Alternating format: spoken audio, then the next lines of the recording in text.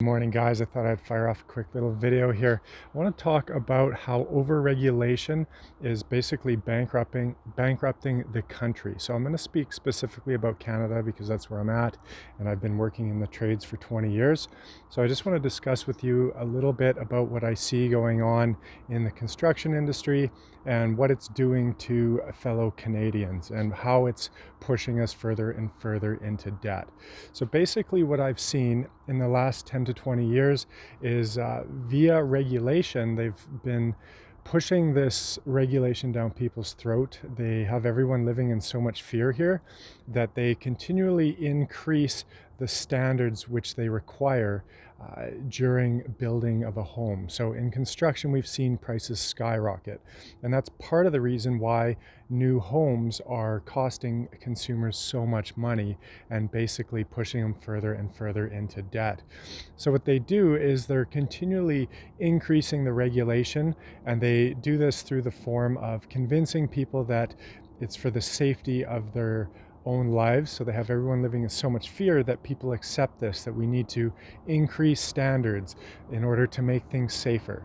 Yet Canada is already or already has the highest standards when it comes to building construction and stuff like that, yet they continually increase these standards and make the standards higher and higher, requiring more and more for home builders. So we've seen the price of construction, just materials alone, have probably doubled or tripled in a lot of the trades just because of the regulation.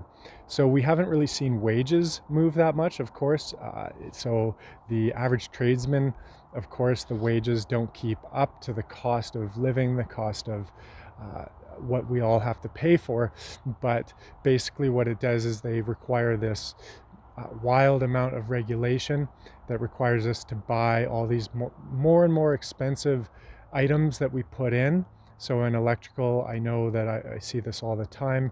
They've increased the regulation requiring us to buy, basically all the equipment has doubled or tripled in cost for the consumer. So what that does is it puts more and more of the money into these big corporations, and a lot of it is manufactured in China or overseas. So all of this money is flowing out of the country and out of the basically your common folk, the residents, the citizens of Canada. It's flowing out of our pockets into the pockets of the big banks because we're borrowing this money on with interest. So the banks are making money off of us, and then we're also giving all of our capital and our money away to these big corporations that sell all of the equipment that they force us to buy through regulation. And the question I have for you is, why do we need to have such a high standard? You know, they're saying it's in the name of safety and it's going to better your life, but why don't we look at the reality of what it's doing when the average cost of an entry-level home goes from 100 grand to 600 grand? Well, that to me is affecting the well-being of people's lives way more than, say, the chance of a little plug arcing and causing a bit of a spark, or the chance of somebody getting a little shock. The odds of you burning down your house because of the arc between the plug and the thing are so small. Yet what it's doing when the price of construction gets pushed so far out of reach for your average individual that only the rich can afford to buy, to build, to own real estate, well, what that's doing to your average person's quality of life is way worse than what these standards would be doing if they were a lot less strict. So that's something that they kind of cover up. No one's talking about. They just push it down our throats in the form of convincing us that it's all for our own safety and it's all to, have higher standards. And to some extent, I agree, it is good to have some standards, but at the same time, when people can no longer afford to live, when millennials can no longer afford to own a home, and therefore they're being pushed to rent, and the rent is so high that they're essentially they're never going to get out of the poverty gap. So all their money is going out of their pocket to pay for rent and the high cost of living that they'll never get ahead. And we can see this in the charts when we look at how boomers, by the time they hit age 39, they had acquired 27% of the wealth. Gen X, the next generation, by the time they hit 39, they acquired 7%. And now millennials, the oldest millennial is now 39, they've only accumulated 2% of the world's wealth. So we can see how all these things, the debasement of the currency, the overregulation, the inflating of asset prices, all of this is basically destroying the middle class and making it harder and harder for your average individual to just own the basics, like own your own home, own a vehicle outright, you know, have enough financial abundance to be able to have a bit of savings in your bank. We have, well, just before all this money printing, we had savings rate at the lowest in history. So you can see that Canadians were tapped, debt levels were at an all-time high, and basically the younger generations that do own, the only way they owned was by highly leveraging debt. So they got in, some got into the real estate market, but they, in my opinion, they way overpaid for these homes, and they basically signed these contracts with the banking cartel to be liable to astronomical amounts of debt that they will be required to pay back over the course of their lifetime. And when we're heading into such an uncertain economic future, that is quite an agreement to enter into, in my opinion. So this is just one way that we're seeing regulation really push prices higher, and therefore pushing people further and further into debt to be able to afford these high standards of living.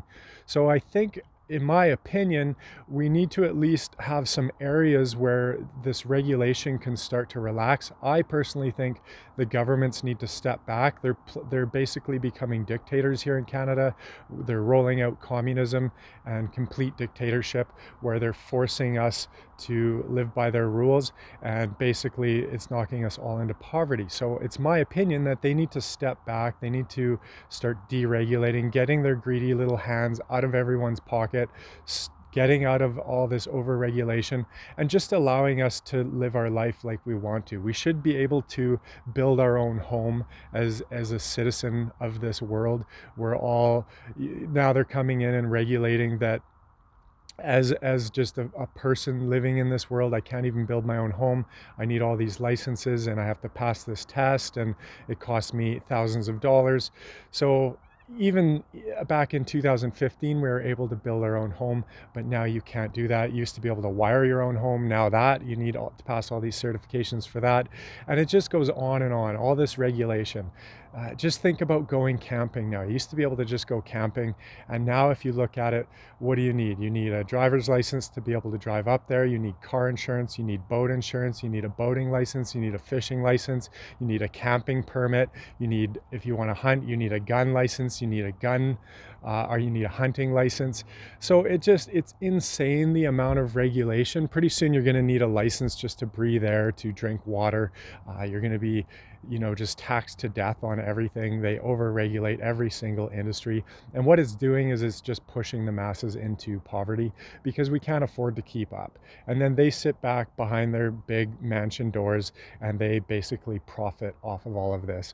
So I can't stand all the overregulation. I think the way to move forward is for governments to step out of this, to start deregulating and just relax a little bit. They're so uptight here. They are overregulating everything, pushing us all into poverty, killing innovation, killing small business.